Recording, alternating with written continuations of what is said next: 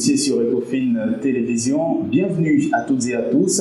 Il y a aujourd'hui nécessité d'améliorer la gouvernance des finances publiques en République démocratique du Congo, surtout au niveau de la qualité de la dépense.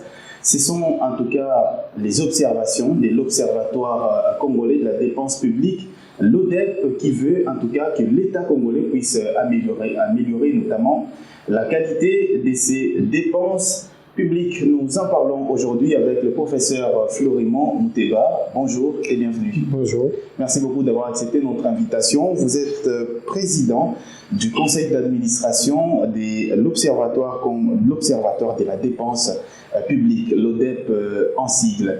Vous avez justement dans l'un de vos récents rapports sur la façon dont l'État a utilisé les finances publiques, les dépenses publiques au cours justement des 3 dernières années, affirmé que les secteurs sociaux, les investissements dans les secteurs sociaux sont notamment marginalisés et ne sont pas beaucoup plus pris en compte par rapport aux dépenses courantes, par exemple.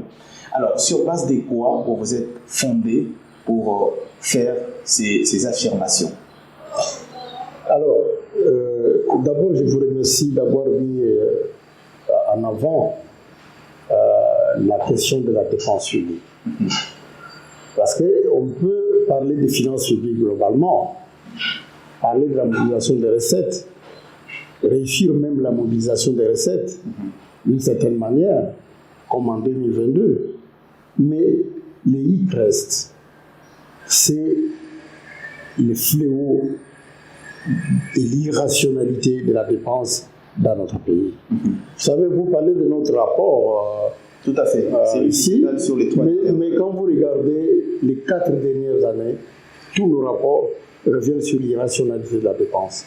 D'ailleurs, ce n'est pas pour rien que nous nous appelons observateur de la dépense publique, parce que nous considérons la dépense publique comme un défi à lever, la rationalité de la dépense publique comme un défi très important à lever pour notre pays. Pourquoi? Parce que vous parlez des dépenses sociales. Tout à fait. Mais vous verrez que même quand, pour ces dépenses sociales, nous les appelons souvent les dépenses pauvres, mais quand vous verrez que même lorsqu'on prévoit des moyens pour ces dépenses, on libère peut-être 10%, parfois moins, n'est-ce pas? Et le reste va où? Souvent dans les dépassements budgétaires des institutions et autres dépenses. Vous comprenez? Et donc, vous verrez qu'on va prévoir, par exemple, pour les dépenses courantes, les fonctionnements et autres, on prévoit 70%, on prévoit 30% pour les investissements, mais la part des investissements, parfois, elle n'est exécutée qu'à 20%, ou même moins que ça. Il y a des années où on a vu les investissements aller 0,1% ou 2%. Pourquoi c'est irrationnel? Tout simplement parce que quelle est cette communauté humaine qui va évoluer sans investir? L'investissement permet donc le développement futur, durable, n'est-ce pas? Que ce soit dans le secteur économique ou social, l'investissement, c'est vraiment l'avenir. C'est la recherche, c'est l'avenir. Alors, lorsqu'on n'arrive pas à rationaliser la dépense publique, c'est qu'on ne veut pas se développer. Donc, les secteurs sociaux sont victimes justement de cela. Déjà que dans les budgets, les prévisions ne sont pas fameuses, mais même pour la mise en œuvre, la réalisation de ces crédits qui sont prévus pose problème, parce que lorsque les institutions et autres manquent, ils prennent chez les autres. Et du coup, prenons par exemple, pour sortir un tout petit peu des secteurs sociaux, prenons l'agriculture. L'agriculture, on en a beaucoup parlé ces derniers temps. Mais comment voulez-vous qu'on puisse développer l'agriculture lorsque le maximum des budgets prévus, souvent c'est entre 2 et 3%. Et la réalisation d'exécution, souvent ne dépasse pas plus d'1%. En chiffres, ça veut dire quoi? Que nous avons observé que durant plusieurs années, le secteur agricole arrivait à peine à bénéficier de 50 millions de dollars. Vous comprenez? Alors c'est un secteur qui peut relever source de croissance inclusive et de développement. Tout à fait. C'est le secteur agricole. Le secteur agricole, c'est celui qui, nous parlons du social, mais c'est lui qui produit, qui est capable de produire plus de travail. Aujourd'hui, si on veut 1 million, 2 millions donc de travailleurs agricoles, on peut y arriver. On peut y arriver et résoudre un grand problème du chômage urbain et rural, n'est-ce pas? Parce qu'on aura mis au travail un grand nombre de personnes. Mais pour ça, il faut des moyens. Tout à fait. Je vous donne un exemple encore pour approfondir avec le secteur agricole. Nous avons vu le théâtre que ces deux ministres du gouvernement étaient en train de faire ces derniers temps à la télévision pour parler de la crise alimentaire dans les Katanga de Kasaï. Et de prévoir, d'abord ils se déplacent nombreux, ils vont dans des pays voisins pour aller manger le maïs. Mais vous voyez, ce sont des politiques conjoncturelles pour pouvoir régler la situation dans les pays. Mais le ministre de l'économie a également présenté sa politique structurelle, celle notamment liée au développement du secteur de l'agriculture. D'abord, ce n'est pas à lui de le faire, c'est pas à lui, c'est le ministre de l'Agriculture qui devrait le faire, et de deux, c'est surtout le Premier ministre qui devait le faire. Mais une politique agricole, à terme, c'est celle que l'ODEP a proposée. L'ODEP a proposé une politique à terme, avec une série de réformes, et donc avec même quelques programmes urgents qu'il faut mettre en œuvre. Je vous donne un exemple. Vous savez, le maïs, le cycle du maïs, c'est combien? C'est 3 mois, je crois. 3 mois. 3 mois. Nous avons dit ceci. Prenons seulement 7 millions de familles paysannes. 7 millions. Le Congo, c'est un pays de 5 millions d'habitants. Eh bien, 7 millions, on peut bien trouver 7 millions. Il y a plus que ça. Les familles paysannes sont plus nombreuses que ça. On prend seulement 7 millions. On met en place des mécanismes et des moyens pour que chaque famille exploite 1 hectare seulement. 1 hectare. Et lorsqu'on a mis cela, lorsqu'on arrive au bout du cycle, chaque famille aura produit au moins 1 tonne de maïs par hectare. Au moins. Quand nous basons sur les rendements actuels qu'eux-mêmes aussi ont donnés lorsqu'ils ont parlé. Ça veut dire quoi? Ça veut dire que nous pouvons avoir, dans peu de temps, 7 millions de tonnes de maïs. 7 millions. Le déficit est de 750 000 tonnes. Mais si on se base sur les familles paysannes, l'agriculture paysanne, pourquoi? Parce que nous voulons une croissance inclusive. Ça veut dire quoi? Ça veut dire que nous devons faire en sorte que les Congolais soient les moteurs, les acteurs et les bénéficiaires de ce développement. Vous comprenez? C'est pour cela que le développement donc, de l'agriculture ne peut pas être conçu et vu dans le sens de on va créer des armées pour l'agriculture. J'ai déjà entendu ça. Une armée pour l'agriculture. Une armée pour l'agriculture.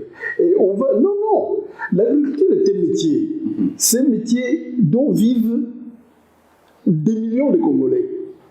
Nous allons faire l'agriculture, développer ce métier, l'accompagner. Pourquoi? Pour inclure ces millions de Congolais dans l'économie.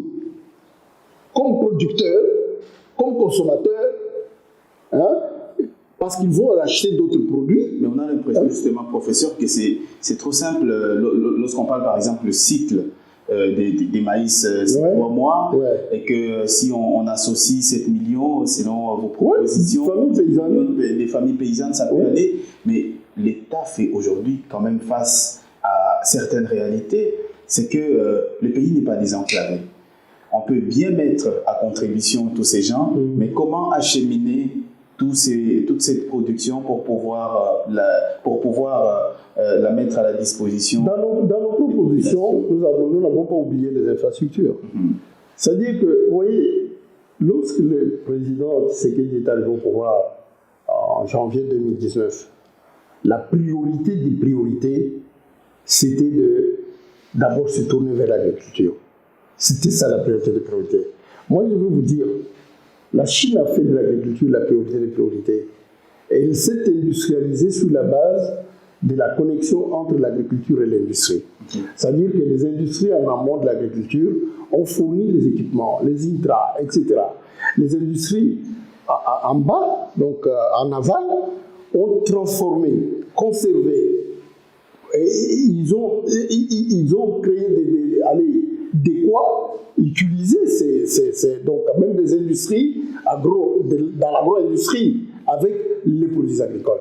Et c'est de là qu'est parti le développement de la Chine. La Chine nous dit, en Chine, quand vous allez en Chine à l'époque, moi j'étais en Chine pour la première fois en 1978. À l'époque, peu après la mort du président Mao, j'ai commencé à travailler très jeune. Et donc, j'ai vu ce qu'était la Chine à l'époque. Quand je suis rentré ici, j'ai dit à mes collègues et autres, j'ai dit, je vous assure que donnons 20 ans seulement à la Chine, ça sera probablement la première puissance, puisqu'elle a déjà tout maîtrisé. Hein? Et donc, en ce moment-là, vous comprenez que quand vous allez, nous avons visité par exemple des communes agricoles, rurales, mais vous trouvez non seulement à côté de l'agriculture, il y a l'agriculture qui à l'époque ne se développait pas avec nécessairement des tracteurs, c'était la traction bovine, c'était les motoculteurs, c'était de la technologie vraiment appropriée pour les milieux à l'époque. Et donc, si le président Félix Tshisekedi, en arrivant, avait mis en priorité le développement du secteur agricole, on serait très loin. Moi, dans ce pays, je peux même préconiser qu'on puisse suspendre l'exploitation des minéraux. Parce que ça ne nous profite même pas. Arrêtons l'exploitation des minéraux. Mais dans certains de vos rapports, vous dites que la croissance enregistrée, notamment les 22 milliards que vous avez évoqués sur les 3 dernières années, c'est ici essentiellement du secteur minier. Comment arrêter cela quand on sait que c'est la principale source des revenus de l'État? De l'État, mais pas du peuple. Vous comprenez? C'est une croissance basée sur le secteur minier, n'est-ce pas? Et qui touche à qui? Les entrepreneurs, souvent étrangers, nous avons vu dans les cas de ces communes, et la classe politique, ceux qui dirigent. Cette richesse qui est créée, bien sûr, on va dire 8%, oui, mais ça va vers qui? Qui est le bénéficiaire de cette croissance? Alors évidemment, on sait que la population n'en profite pas directement, mais aujourd'hui, il y a quand même une volonté du côté du gouvernement, avec notamment la redynamisation de l'autorité des régulations du secteur de la sous-traitance dans le secteur privé, qui donne l'opportunité aux Congolais de capter certains marchés. Oui, mais je ne suis pas contre tout ce qui peut être fait en faveur des Congolais. Parce que jusqu'ici, dans l'approche présidentielle, vous avez vu les premières années, d'ailleurs l'ODEP l'a dénoncé, c'est d'aller à l'étranger, voyager, chercher les investisseurs, etc. Non. Vous voyez seulement le cas de la Chine, vous voyez l'Europe occidentale, les États-Unis, etc. L'économie de ces pays est impulsée par les autochtones eux-mêmes. N'est-ce pas? Mais ici, chez nous, les autochtones, c'est vraiment la seconde zone. Et parmi ces autochtones, c'est d'abord les agriculteurs. C'est le milieu rural. Alors on ne peut pas, 4 ans après, se rendre compte qu'il y a une crise alimentaire. Nous sommes dans l'insécurité alimentaire, 4 ans après. Mais quand on fait dès le mois de janvier 2019, ce qui dénote un échec, selon vous, quand vous regardez, gouvernance Tshisekedi dans ce... Regardez un peu le programme de 100 jours. Qui en était l'auteur? C'est l'ancien directeur de cabinet du président, aujourd'hui ministre de l'économie. Quand vous regardez là-dedans, il n'y a rien pour l'agriculture.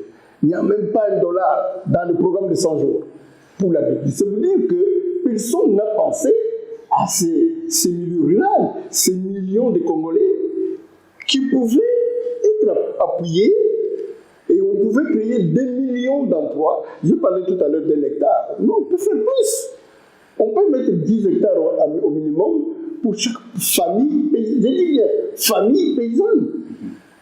Parce que ce sont ces familles qui vont construire des maisons en matériaux durables, ces familles vont acheter aussi des télévisions, vont acheter des meubles, des vêtements, etc.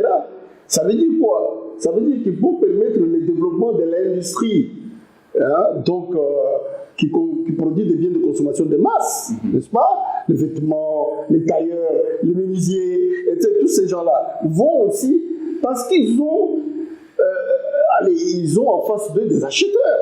Il y a un pouvoir d'achat, il y a des consommateurs. Tout à fait. Mais aujourd'hui, regardez même pour le côté fiscal, n'est-ce pas? Nous sommes combien sommes-nous enregistrés donc au niveau de la DGI, etc. Nous sommes combien? 200 000 seulement. 200 000. Sur près de 100 millions d'habitants. Près de 100 millions, il n'y a que 200 000 Congolais, entreprises, individus, etc. qui payent régulièrement l'impôt. Voilà, non, oui, mais voilà, qui sont enregistrés au niveau de notre fiscal. Vous imaginez ça? Mais vous imaginez que si on avait fait en sorte que les milieux ruraux soient soutenus, accompagnés, on serait peut-être à 2 millions de payeurs d'impôts, n'est-ce pas? On serait à 2 millions, si pas plus. Et donc, vous voyez, c'est ça le problème. C'est-à-dire que lorsque le président est arrivé en disant le peuple d'abord, moi, je suis convaincu que l'UDPS dans son ensemble ne comprenait pas très bien ce que ça veut dire.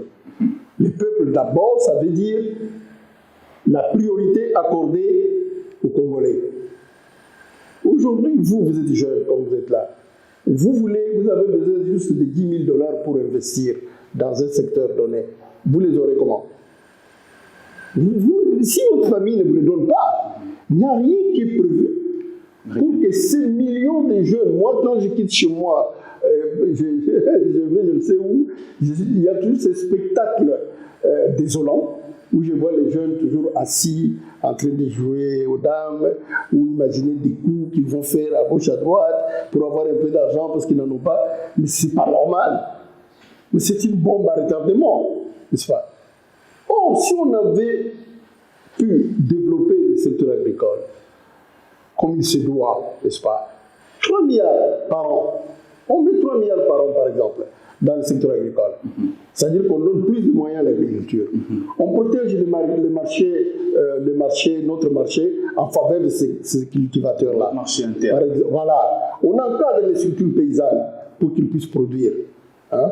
Et donc, on adopte des technologies adaptées pour permettre cela. Et donc, on pourrait facilement résoudre tous les problèmes sociaux que nous connaissons aujourd'hui. Mais malheureusement, la dépense publique chez nous, elle est tellement irrationnelle qu'elle ne va pas dans ce que nous sommes en train de dire. Ni dans les secteurs de production qui peuvent donner à la population les moyens de survivre, n'est-ce pas? Et regardez un peu les petits Wewa là. Vous voyez un peu comment ils circulent, ils n'ont même pas de casque. Leurs clients non plus, ils vont dans n'importe quel sens. Parfois, ils sont victimes des gens qui peuvent avoir $1 000 ou 2 000 bons. Allez, vas-y, ils courent. Parfois, ils meurent parce qu'ils veulent absolument faire en sorte d'aller payer ce qu'ils doivent faire. Qu'est-ce que ça coûte de prendre 100 000 jeunes, leur donner des motos, n'est-ce pas, à crédit, et tout l'équipement qu'il faut, et trouver le moyen de les encadrer pour qu'ils puissent rembourser petit à petit ces crédits. Qu'est-ce qu'il faut? Qu'est-ce qu'il faut? Si on prend 100 jeunes, hein, on prend que, par exemple, comment dirais-je, une moto coûte combien? $1 000. Près de $1 000. Près de $1 000. Multiplié par 100, ça fait combien? Pratiquement 100 000. Mais c'est $100 000. Hein? $100 000, c'est beaucoup pour donner du travail aux jeunes. Même si c'était 1 million, ou même 10 millions. Hein? Peut-être qu'on a fait l'erreur dans le calcul, je ne sais pas, mais imagine-toi. Hein? 100 000 $, c'est pour 100 jeunes. D'accord? 100 000. Si nous prenons 1000 jeunes, nous sommes déjà à 1 million. Si nous prenons 10 000 jeunes, nous sommes à 10 millions. 10 millions de dollars. N'est-ce pas? Quand on voit les détournements qu'on a vus dans Tchilégerou, en Bujima et tout ça, quand on voit les détournements dans la fonction publique, quand on voit tout cet argent qui est les dépassements budgétaires, qui sont faits parfois par des institutions, je ne vais pas donner pour qu'on dise que non, voilà, moi je suis en train de m'en prendre à tel ou tel. Mais dans vos rapports, vous avez cité. J'ai cité. que les gens se réfèrent. Le Sénat, la présidence de la République. la primature également. La primature, ils sont champions de l'irrationalité de la dépense. Alors, vous imaginez ces jeunes-là, tu vois, 10 000 jeunes, 100 000 jeunes dans la capitale, avec un crédit, n'est-ce pas? Avec les motos, ils vont faciliter le transport, parce qu'ils vont le faire dans de bonnes conditions, avec des casques, avec donc, toutes les protections, etc. Ils vont le faire dans de bonnes conditions. Est-ce que si on avait pensé à ça depuis le 1er janvier 2019, on en serait où avec les jeunes? Il n'y a pas que dans ce domaine-là. Il y a beaucoup d'autres domaines où on pouvait impliquer les jeunes. Des jeunes comme vous qui avez été à l'école, qui avez des diplômes, etc. Ouais. Vous voyez que vous pouvez voir un jeune déterminé à qui vous dites, écoute, mon neveu ou quoi, prends $5 000, voilà, essaie de te débrouiller. S'il est déterminé, en une année, il va multiplier son capital par 10. Trouver les moyens de donner des prêts de $5 000, $10 000 à des jeunes, ça coûte quoi? C'est la future classe moyenne du Congo. C'est eux. Vous voyez. Est-ce qu'on a donné aux jeunes vraiment cette chance dans les dépenses publiques? Quand on parle du social, c'est aussi ça. C'est pas seulement la santé ou l'éducation. C'est aussi ça. Parce que vous pouvez aller à l'université, vous avez terminé, après vous faites 20 ans de chômage. N'est-ce pas? Mais qu'est-ce qui est fait pour que ces jeunes soient l'avenir du Congo demain? Qu'est-ce qui est fait? Aucune politique. Aucune politique, ni cohérente sociale, ni aucune politique en faveur de la cohérente en faveur de la jeunesse, aucune politique en faveur de l'entrepreneuriat des Congolais, n'est-ce pas? C'est dans ces moments que vous voyez, au moment du Covid, on perdit tous les emplois. Elle mérite d'aller aussi quelque part trouver donc $1 000 dans le cadre d'une organisation économique de la société. Tout à fait. Qui permet de créer des sources de création de revenus pour les familles. Et il sait qu'il peut aller dans tel endroit. Il y a une structure qu'on installerait dans toutes les communes, par exemple de Kinshasa et des provinces. Et c'est que je peux aller pour ma tembélé ou quoi que je produis, je peux avoir $500, je peux avoir $1 000 pour commencer une affaire. C'est où? Alors, professeur... Parce qu'on a parlé du peuple d'abord, mais alors, ce peuple, c'est comme ça qu'on doit s'occuper du peuple. Mais ce n'est pas ce que nous avons vu. Nous avons vu des voyages à l'étranger et nous n'avons pas vu des investissements qui sont arrivés. Et quand ces investissements arrivent, c'est comme à l'époque de Kabila, dans le modèle des 6 communes, où le Congo perd tout et où celui qui arrive gagne tout.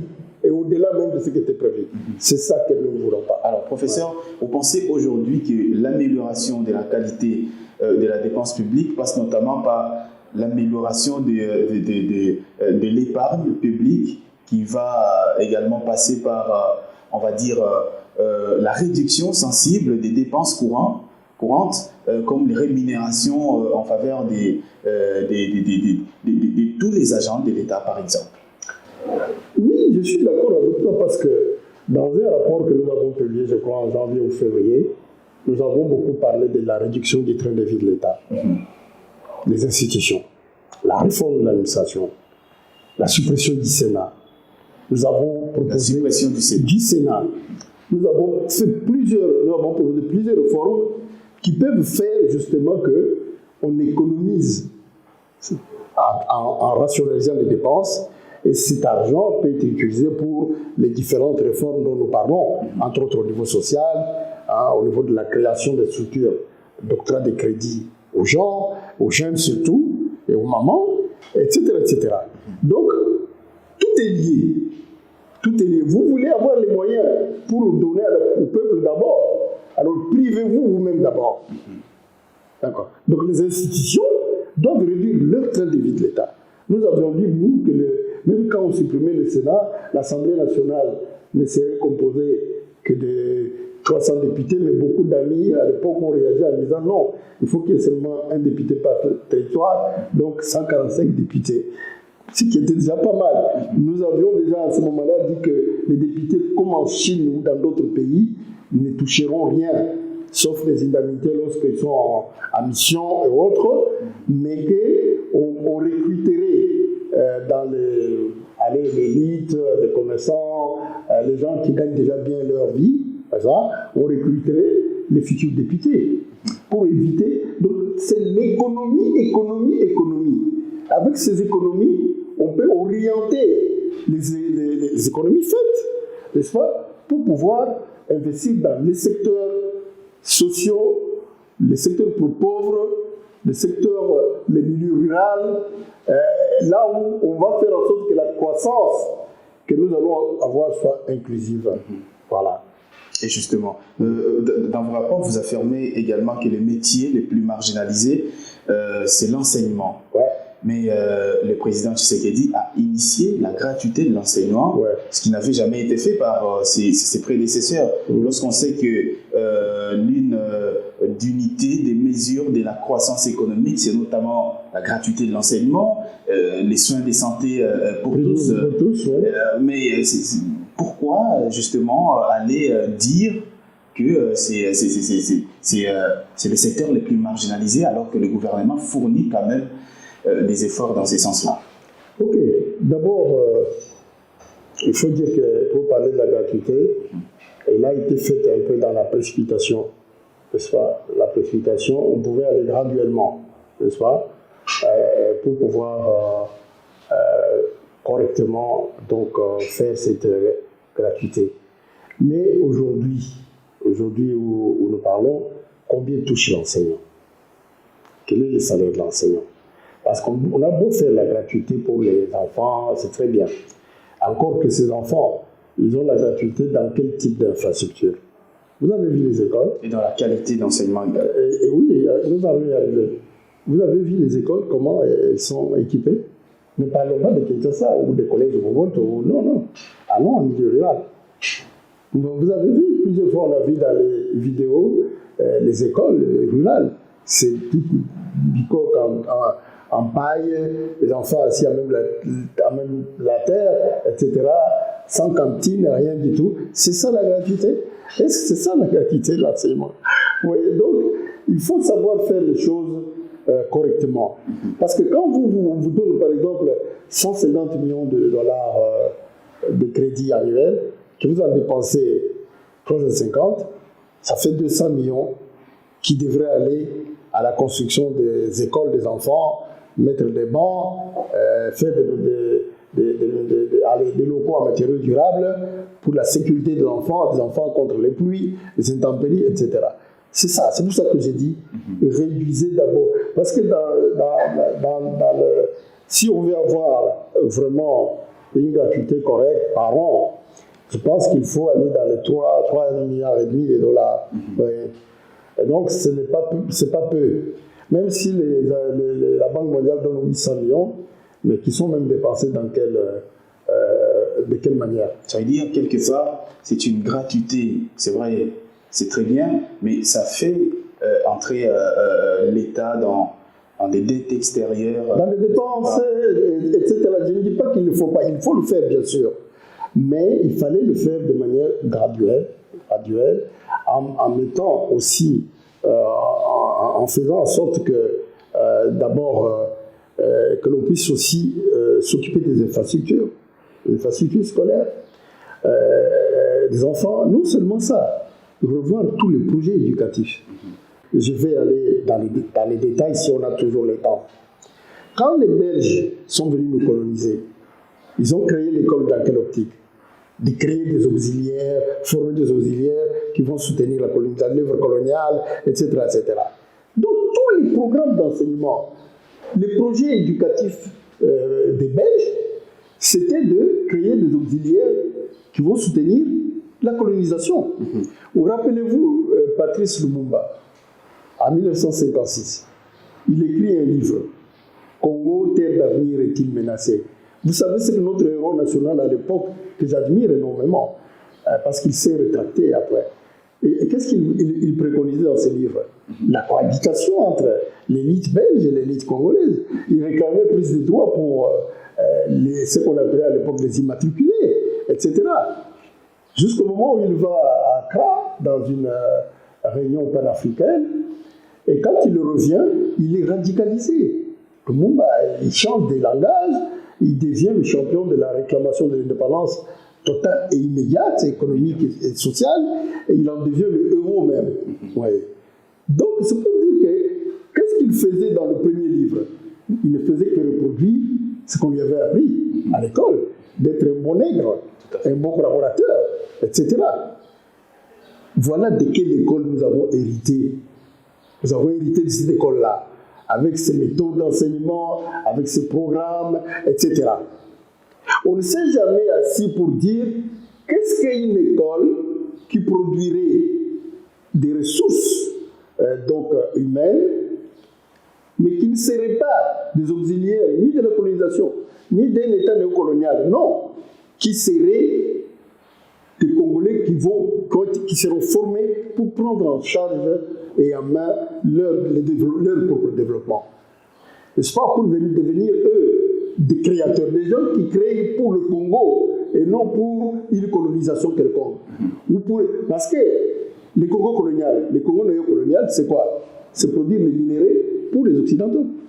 C'est produire les minéraux pour les Chinois aujourd'hui, pour les Américains, etc. Notre bombe atomique a été faite comment? C'est l'uranium de Shinkolowe qui a permis aux Américains d'aller tuer les Japonais, n'est-ce pas? Et donc, ces Congos-là doivent être derrière nous. Il faut mettre fin à ça. Et donc, l'école, c'est là où la conscience du citoyen se forme. Commençons d'abord par réfléchir à comment faire en sorte, quel type de programme faut-il avoir dans l'enseignement primaire pour que l'enfant change de mentalité. Vous voyez, les jeunes à un certain âge, ils rêvent de quoi? Mikili. Tout à fait. Parce que pour lui, le bonheur, tout ce qui a de bien, c'est l'Europe. Ailleurs. Le bonheur est ici. Ces étrangers de venir ici. Ils viennent prendre et allez regarder notre ville ici. Quand vous regardez tous ces immeubles ici, ce sont les Indiens, ce sont les Libanais, etc., etc. L'étranger ne voyait pas seulement les Belges ou les Américains. Les Indiens, aujourd'hui, quand Kofi Olomide chante que Bamina Congo et comment on a appris Mangolo et comment il y a des Libanais, des Indiens, il dit la vérité. Kofi dit la vérité. Écoutez cette chanson, Ligablo. Tout à fait. Il dit la vérité. Le Congo est vendu à l'étranger. On ne peut pas continuer à vendre le Congo à l'étranger. Il faut ramener le Congo aux Congolais. Et parmi les Congolais, d'abord, c'est qui? C'est les paysans, jeunes et les mamans. C'est les jeunes citoyens, les Congolais jeunes, entre 18 ans et 25 ans, entre autres, même 30, qui doivent être vraiment poussés à devenir donc la base de notre progrès. Mais d'abord, il faut bien les former à l'école, avec des programmes adaptés qui les libèrent de l'aliénation mentale et de la libération des néocolonisés. Alors, professeur, nous sommes en train d'étendre vers la fin de notre émission. On va placer également un mot sur le contrat chinois. Ce contrat qui a fait couler beaucoup d'encre et de salive. Le président Tshisekedi a tout récemment effectué sa première visite d'État en Chine. Pensez-vous, comme la plupart d'observateurs, qu'il est aujourd'hui important qu'il y ait un partenariat d'État à État, qu'au lieu de ce qui s'est effectué en 2007-2008, où on a vu un groupement d'entreprises chinoises former un partenariat avec l'État congolais? D'abord, moi, en tant qu'ODEP, avec d'autres amis aussi, à l'époque où nous avons fait un point de presse sur ce drame, nous avions préconisé, les dégâts étaient tels que nous avons préconisé la nationalisation de la SICOMI, de tout recommencer à zéro et de nationaliser la SICOMI. Très bien, mais on est arrivé à la législation. La seule chose que moi j'aurais voulu, c'est que le minimum qui avait été réclamé par l'IGF, au moins le minimum puisse être atteint, si pas plus. Ce minimum, c'est quoi? C'était d'abord les parts dans la SICOMI. Ce n'est pas normal que nous qui avons mis en jeu 93 milliards donc des minéraux, n'est-ce pas, pour garantir ce contrat. Nous puissions, les Chinois d'ailleurs n'ont même pas amené des capitaux frais. Et ce sont des emprunts qu'ils ont amenés. Notamment Exim Bank. Voilà, et qu'ils puissent, eux, avoir 68% et nous 32%. Si on inverse déjà à la tendance, n'est-ce pas, ce serait déjà une très bonne chose. Dans l'essence de ce que le gouvernement préconise. Est en train de préconiser, oui, voilà, ce serait déjà bien. De deux, parce que c'est contrat infrastructure contre minerais. La part des infrastructures, l'IGF préconise au lieu de 3 milliards, 20 milliards. N'est-ce pas? On peut même aller plus loin. Nous allons voir. Après négociation, on est arrivé à combien? Ouais. Donc, ce sont toutes ces choses-là. Je n'ai pas maintenant toute la liste de l'IGF en tête, mais il y a ces deux points principaux. Si déjà il y a une avancée par rapport à ça, ça va. Mais s'il n'y a pas d'avancée, si on vient aussi, on nous dit non, ce n'est plus 3 milliards, mais c'est 6 milliards, mais nous allons dénoncer. Moi, je dois vous avouer, j'ai été invité parmi les 6 experts de la société civile pour participer à ce travail d'experts, à la commission d'experts. J'ai décliné. J'ai décliné parce que, moi, je voulais davantage.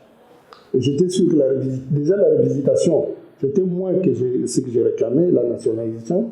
Et ensuite, je n'ai pas trop confiance à ces négociations. Nous avons vu dans le passé, je ne veux pas parler d'autres contrats pareils, mais des négociations qui débouchent sur des arrangements entre les agents du gouvernement et les investisseurs. Et en fin de compte, c'est le peuple congolais qui en sort perdant. Donc, je n'ai pas voulu, ni de loin ni de près, m'approcher de ça. Mais c'était aussi pour me mettre en réserve et attendre ce qui va sortir. Maintenant, si ce qui sort n'est pas ce que les Congolais veulent, moi, je reviendrai à charge pour demander la nationalisation. Et déjà, parmi ce qui sort, c'est que la question du contrat chinois n'a même pas figuré dans les échanges que le président a eu avec son homologue Xi Jinping. Mais voilà. Pourquoi? Pourtant, nous avons perdu dans l'affaire 17 milliards. C'est beaucoup trop d'argent. Pourquoi ne pas en parler? Ou de prétendre que dans ce contrat, les Congos, comme la Chine, n'ont pas gagné. Mais c'est faux. Ces entreprises chinoises-là qui ont engrangé 17 milliards, ce sont des entreprises publiques. C'est comme la SNEL, l'énergie des eaux, l'ONATRA, etc. Des entreprises d'État. Les 17 milliards sont allés vers l'État chinois à travers ces entreprises publiques. Donc, vous voyez déjà qu'il y a des points d'interrogation. Mais nous attendons, on attend de voir quel résultat ces négociations ont donné. Nous allons remonter au créneau pour réclamer la nationalisation. Tout à fait. Ouais. Et on va terminer par cette question un peu en dehors du contrat chinois. On a beaucoup entendu parler des dépassements budgétaires, notamment dans les institutions de l'État. Vous avez évoqué dans mon rapport à l'Assemblée nationale, le Sénat, la primature, la présidence et tout ce qui va. Pensez-vous aujourd'hui qu'au vu de ce qui se passe, parce qu'on pense aujourd'hui par notamment des juristes, économistes également, que les dépassements budgétaires, ce n'est pas en soi une infraction. Est-ce qu'on doit ériger cela en une infraction pour éviter tout ce que nous sommes en train de vivre aujourd'hui, ces antivaleurs dans les finances publiques? Il peut y avoir des dépassements budgétaires. Là, donc, pour vous dire, mais ça doit être une exception et pas être la règle. Aujourd'hui, c'est la règle. Les dépassements budgétaires sont une faute de gestion. Cette faute de gestion, il faut se battre aujourd'hui pour que dans la réforme de la LOFIP, cette faute de gestion devienne un crime, un délit. Et que les gens qui le font, dans les proportions non autorisées par la loi, mais que ces gens-là puissent être traduits en justice et payés de leur mauvaise gestion. Donc, qu'on ne vous trompe pas, la loi est claire. Vous engagez au-delà des crédits qui vous sont donnés. Il faut qu'il y ait une explication qui est reconnue par la loi pour expliquer pourquoi ce dépassement. Bien sûr, il y a des cas d'urgence, comme les dépenses de la défense, la sécurité. La sécurité, ça peut arriver. Mais pour le reste, est-ce qu'il faut continuer avec cette pratique de dépassement budgétaire? Il n'y a pas que ça, des contrats de gré à gré, etc. Vous avez vu au moment des procès de 100 jours, celui qui était le principal accusé parlait de non, il y avait urgence. Mais la loi sur le marché public donne les conditions dans lesquelles il y a urgence. Et ça n'a rien à voir avec un marché pour construire des maisons. Mais d'abord, il y a beaucoup de gens qui peuvent faire ça ici, des Congolais.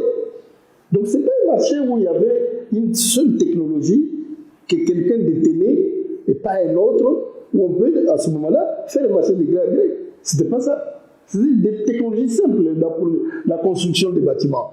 Aujourd'hui, nous avons combien de Congolais, d'entreprises congolaises dans les bâtiments?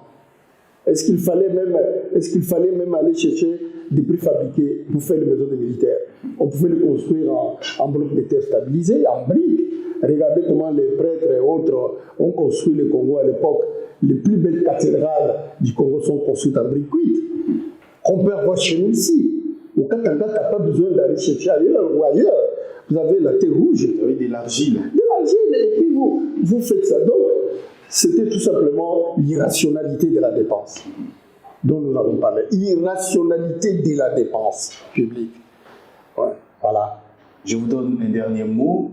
Quelle est aujourd'hui votre vision pour pouvoir arriver à la rationalité justement de la dépense publique de l'État? Vous voyez, dans tous les rapports de l'ODEP, il y a toujours des recommandations. Il y en a beaucoup, mais ils ne prennent pas ça en compte. Il y a plusieurs recommandations. Donc, je viens de parler de la réduction du train de vie de l'État. Par exemple, ça c'est une des recommandations. Que les gens, allez, prenons par exemple une des réformes. Je prends la présidence de la République. À la présidence de la République, il y a 33 services. 33 services. Dont certains devraient relever des ministères sectoriels. Mais ça fait quoi là-bas? Ça fait quoi là-bas? Vous voyez? Ça, c'est une des réformes. Quand nous parlons de réformer l'administration. En même temps, ces mêmes services sont dupliqués dans des ministères sectoriels. Mais il faut seulement les ramener. Il faut seulement les ramener dans les ministères sectoriels qui verront s'ils continuent à être utiles. N'est-ce pas? Mais ce n'est pas les cas. Ce n'est pas les cas. Donc, il y a déjà ça. Donc, vous voyez, 33 services. C'est déjà une des premières réformes à faire. Les réformes, il y en a beaucoup. Quand vous lisez notre rapport sur les trains de vie, la réduction du train de vie de l'État, il y a beaucoup de réformes.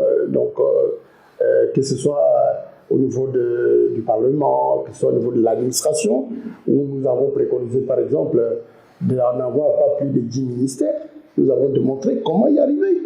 Au lieu de, vous savez, le papa Étienne Tshisekedi avait eu, après la conférence nationale, 14 ministres. Donc nous ne préconisons pas quelque chose qui n'a jamais existé dans ce pays. Étienne Tshisekedi a eu 14 ministres, et tout le monde le sait. Mais nous, quand nous avons préconisé d'avoir moins de ministres, etc., ils étaient à l'époque 54. Aujourd'hui, ils sont 58. N'est-ce pas? Après ce que nous avons préconisé, ils sont montés. Comme pour narguer le peuple, quoi. Ils sont montés à 58. Vous voyez, donc il faut qu'il y ait une volonté réelle, n'est-ce pas, de servir le pays. Une volonté réelle, une vision. Et quand vous avez cette vision du développement, vous pouvez en même temps aussi savoir quelles sont les priorités, par où commencer, quelles sont les priorités, etc. Et c'est ça le malheur. Moi, je n'ai pas... En tout cas, au président actuel, je n'ai rien à proposer. Je n'ai rien à lui proposer parce que tout ce que j'ai proposé pendant 4 ans, il n'a pas pris ça en compte. Merci beaucoup, professeur Raymond Mouteba, d'avoir accepté notre invitation aujourd'hui. Merci. Je rappelle que vous êtes président du conseil d'administration de l'ODEP, l'Observatoire de la dépense publique. Merci une fois de plus. Merci à vous. Merci à vous également d'avoir suivi cette émission sur Ecofin Télévision. C'est terminé pour aujourd'hui. Je vous retrouve très prochainement dans un autre numéro de votre magazine. D'ici là, je vous souhaite de passer une excellente suite de nos programmes. Au revoir. D'accord.